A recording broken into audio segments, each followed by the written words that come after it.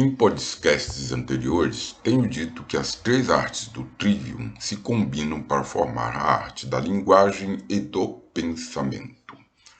Da gramática para a lógica ou dialética, imaginamos mundos possíveis numa regra comum e universal de expressão da linguagem. Da lógica à retórica, selecionamos os mundos de interesse para descrever um cenário mais realista ou propor uma visão mais coerente a nós mesmos e aos outros. Então, trabalhamos melhor esses dois, processos de transição. No primeiro deles, temos como que o ápice da capacidade abstrativa do pensamento. É aquela parte operativa do intelecto que como que voa na frente, acelerado, muitas vezes se desprendendo da realidade invisível aos nossos olhos. Isso não é propriamente ruim, é parte da proeza dos atos mentais, dos atos abstrativos. A abstração mental é como que a quintessência do homem racional. É nela que enxergamos para além de meros fenômenos sensitivos. Veremos logo mais que esse milagre se opera na maravilhosa arte de compor e construir conceitos. Essa realidade invisível e intangível que está sempre a desafiar nossa inteligência.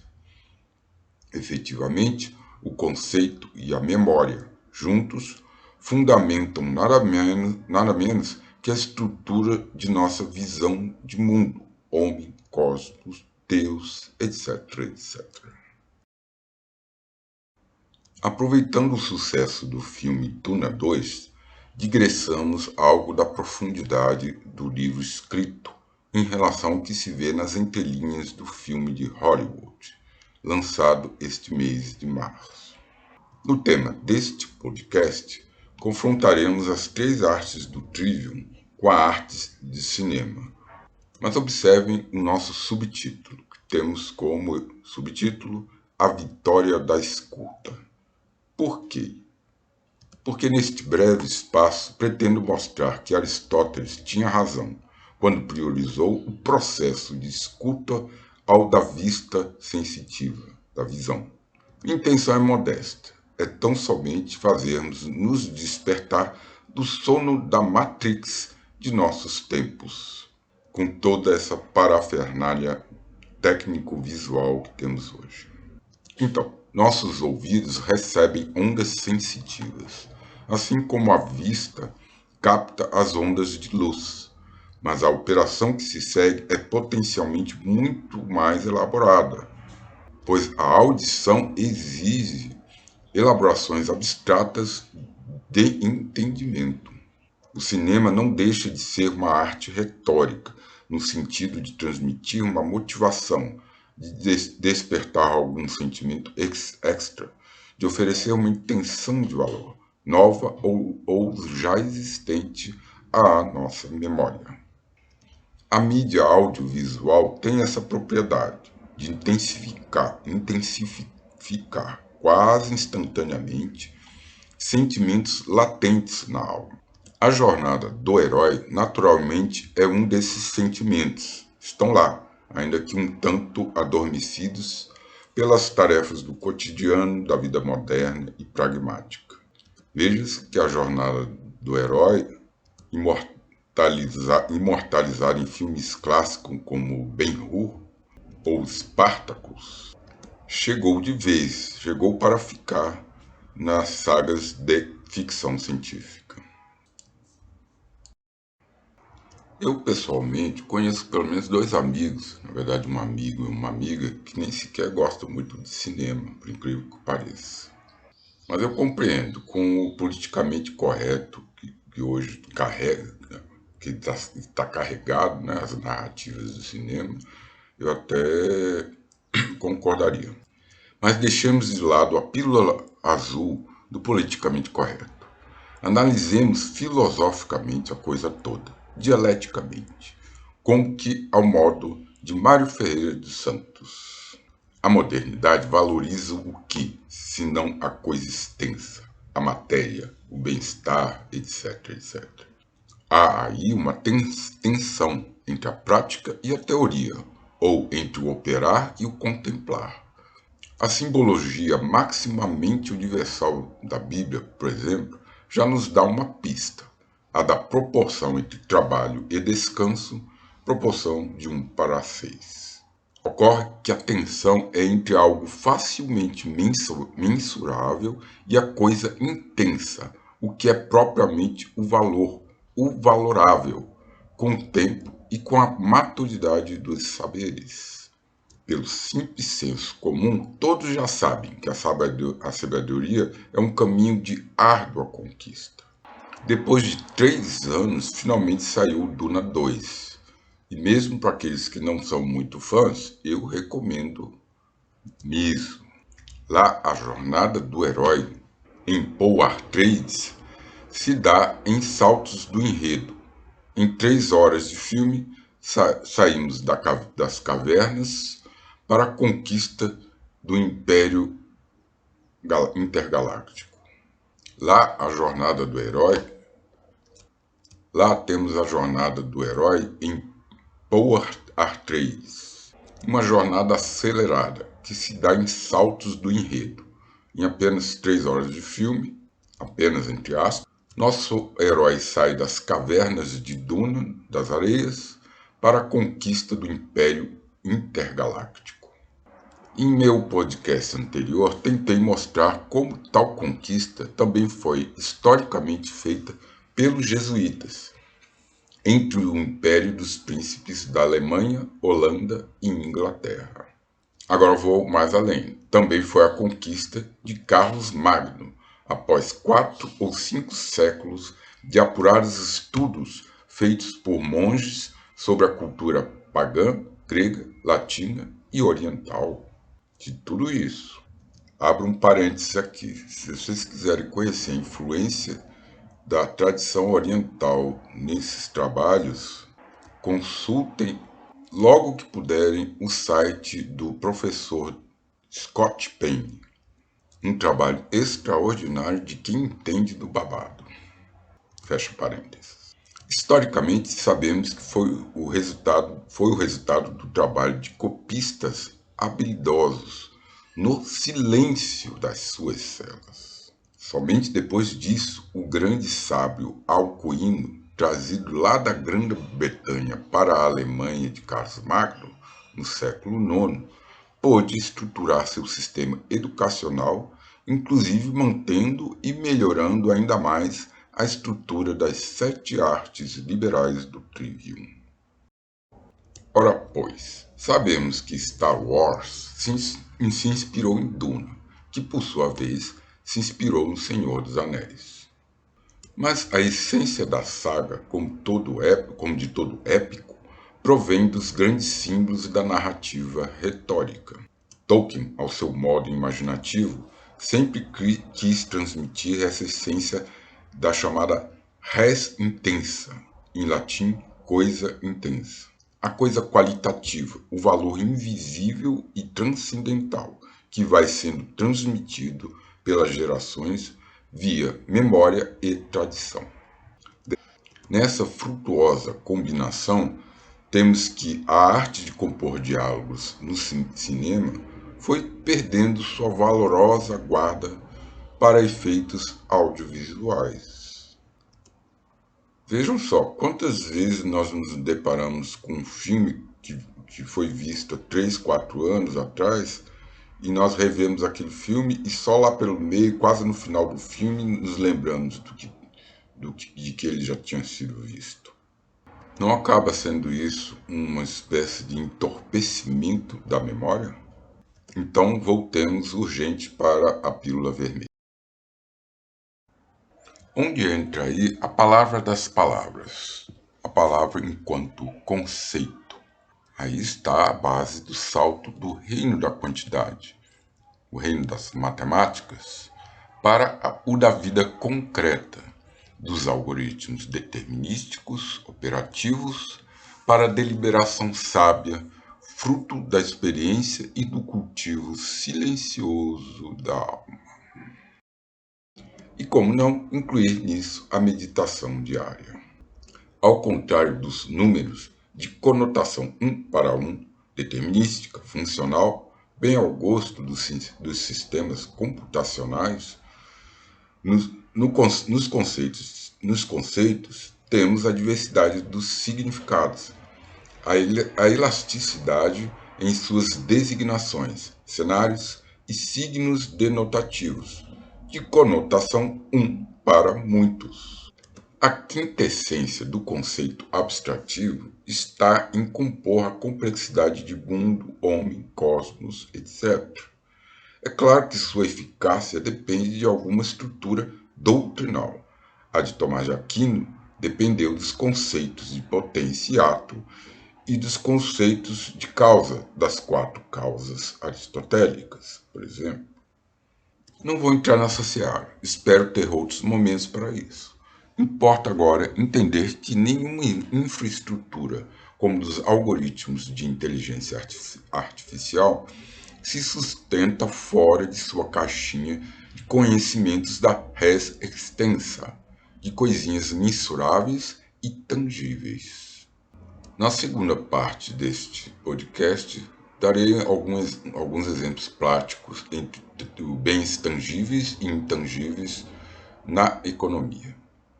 Ora, o inteligível, por definição, está na ordenação de superestruturas conceituais e simbólicas, o cabedal de saberes, no prescutar a palavra de homens e divindades. Por outro lado, sair por aí digressando, especulando conotações, um para muitos, de múltiplos deuses e demiurgos, apenas transfere um problema para o outro, quiçá talvez pior. Infelizmente ou felizmente, o homem precisa passar pelos mais diversos obstáculos. Deve se superar, precisa queimar tutano, acionar o tico-teco do cérebro, da mente e do espírito. Diálogo, dialética e lógica são apenas três dos conceitos mais cabulosos que se tem notícia. Por isso são tão incompreendidos pelo jeitinho fácil dos modernos, do modo de ser burguês, ou pelo menos, digamos, filisteu. Provavelmente o ápice do uso da dialética foi feito na escolástica, nos famosos quodlibets, ou nas questões disputadas. Segundo Rui da Costa Nunes, nosso brasileiro eminente professor de educação, as questões disputadas numa academia da época, por exemplo, na Universidade de Paris, era feita apenas 2 vezes por ano. Isso porque, ao contrário dos reacts que a gente vê no YouTube, né, feitos ali a toque de caixa, lá era um momento muito especial e era preparado com semanas de antecedência. Era muito bem selecionado, tanto os debatedores quanto os moderadores, escolhidos a dedo. Também foi a época dos grandes tratados e manuais de lógica. Um exemplo, vocês sabiam que o Papa João XXI, contemporâneo de nada menos que Tomás de Aquino, é o famoso Pedro Hispano, um dos pais da lógica escolástica? A repercussão disso foi muito além, entrando na Renascença, ainda depois de Descartes, chegando até o grande polímata Leibniz. Segundo o professor Olavo de Carvalho, o maior filósofo depois de Aristóteles. E vocês sabiam que ele se inspirou em Raimundo Lúlio, um venerável espanhol, também contemporâneo de ambos, Tomás de Aquino e Papa João XXI? Pois bem, se os lógicos modernos do Círculo de Viena tiveram um mérito, foi o de lançar com ousadia a teoria semântica da verdade, especificamente, entre outros, a proposta por Alfred Tarski, um polonês. Ocorre que a base do universo da semântica já estava posto em germe na velha e boa escolástica. O que aqueles três mestres diriam hoje do uso da lógica simbólica na interpretação de máximas universais da Bíblia, de Cícero, ou de um Dante Alighieri que seja? Bom, pessoal, em meu Guia do Estudante de Lógica, ainda no prelo, gosto muito das passagens em que cito a singela passagem de, abre aspas, Deus fez tudo em medida, peso e número, fecha aspas. Vou repetir, Deus fez tudo em medida, peso e número. E pergunto, quais os significados maiores de maior impacto causal ou, digamos, significativo causal disso tudo? Pensemos com Mário Santos, o que seria a medida intensiva de um número? Existem números intensos, intensos com S mesmo. Existe uma classe de números chamados intensivos, intensivos com S mesmo, que reporta os números intensos. Dialeticamente, então, como se daria a tensão causal ou não causal disso tudo com as ciências da natureza, ou também chamadas ciências exatas? Façamos um parênteses aqui. Um movimento tensional supõe oposições, confrontos dialogais do tipo dualístico, dual. Ficar apenas nisso não dá em nada. Parodiando Raimundo Lúlio, o passo seguinte e conveniente da dualidade é a tríade. E boa parte, mesmo da filosofia da linguagem moderna, depende disso. Tratam-se de graus de estimação, de estimativa, de prognóstico de mundos possíveis, de suas possibilidades, mesmo na economia, que depende muito disso, diga-se de passagem. Mas a sacada de Lúrio foi compor a arte combinatória, como que as bases da árvore de decisão de conceitos universais, em ordem de signos e significados, antes de compor ou decompor textos, contextos e pretextos do discurso argumentativo. Com Pedro Hispânico, teremos ao menos uma base propedêutica inicial para o uso da lógica dedutiva e indutiva, demonstrativa e proposicional, princípio da causalidade metafísica, etc, etc, etc. Tudo isso objeto de grandiosas especulações e discussões no que eu chamei de Círculo de Viena. A propósito, uma curiosidade, encerrado em 1938 com o assassinato de seu mentor, Schlick, assassinado numa sala de aula pelo próprio aluno. Bom, fecha parênteses. Pois bem, falando da interface entre as ciências matemáticas e as ciências exatas, enquanto postas a serviço das ciências humanas ou sociais, poderia ir seguindo nesses processos dialéticos quase que ao infinito, indefinidamente. Poderia, por exemplo, analisar bem na prática, analisando ordem e caos na política e na economia, nas tentativas de compreender melhor as deliberações sobre o conceito de humanismo, desde Tomás de Aquino até o Concílio Vaticano II, e assim sucessivamente. Mas pensando na educação clássica, homeschooling, etc., vou deixando aqui apenas a seguinte sugestão. Onde nossa educação falhou na interpretação interdisciplinar. Digamos que no um para muitos das muitas disciplinas imposta pelo sistema educacional moderno. O que se perdeu no meio desse caminho? Tem cabimento as ciências humanas não se entenderem entre si? Que dizer então da interdisciplinariedade de sintaxe e semântica entre toda a vasta área de ciências humanas, de ciências exatas e humanas nas nossas universidades? Deixo aos senhores uma pista.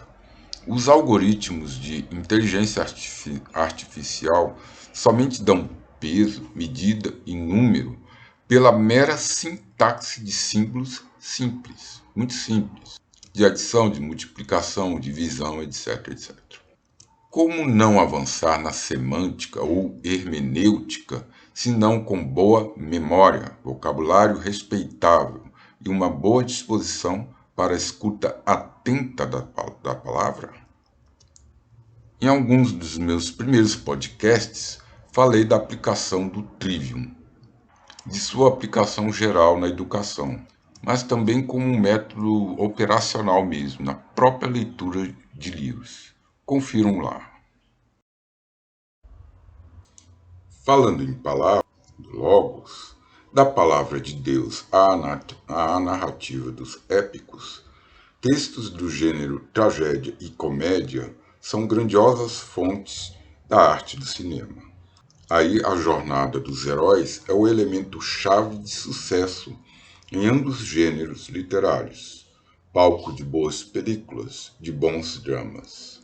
Nesse interregno, a proposta do Trivium faz da gramática quase igual à literatura. Faz da gramática a primeira arte, a arte do que há de melhor na literatura, da literatura clássica, das obras vitoriosas, porque obras que traduzem os pensamentos de sempre.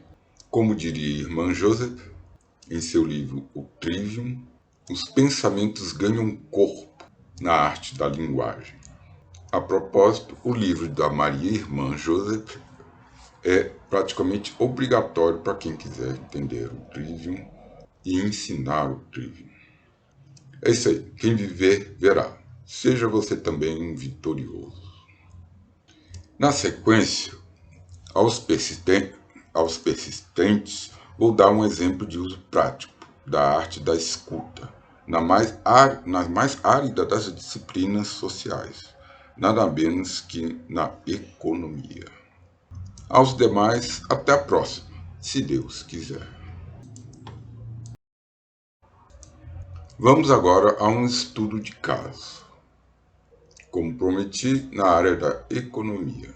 Façamos então uma análise econômica, a análise econômica do valor ao modo dialético de Mário Ferreira dos Santos. Por oportuno, vou lhes mostrar o sentido prático da tensão e intenção, com S, de intenso, não de intenção, repito, dos valores e das valorações pessoais na economia. Bem, publiquei um artigo sobre isso na revista Mises, uma revista padrão 3 do CAPES, portanto, de bom reconhecimento científico no meio acadêmico nacional e internacional. O tema do artigo foi a relação lógica e dialética dos valores de uso e de troca na economia. Quando falo em valoração pessoal, já estou tomando uma posição metodológica na economia, ainda pouco ou mal explorada nos cursos de graduação em economia. Explico. Na escola austríaca de economia, o exato oposto da escola keynesiana, o fundamento do crescimento econômico se encontra na ação humana propositada, nas motivações de produzir e consumir bens. É uma oposição da microeconomia, não da macroeconomia do Sir Keynes.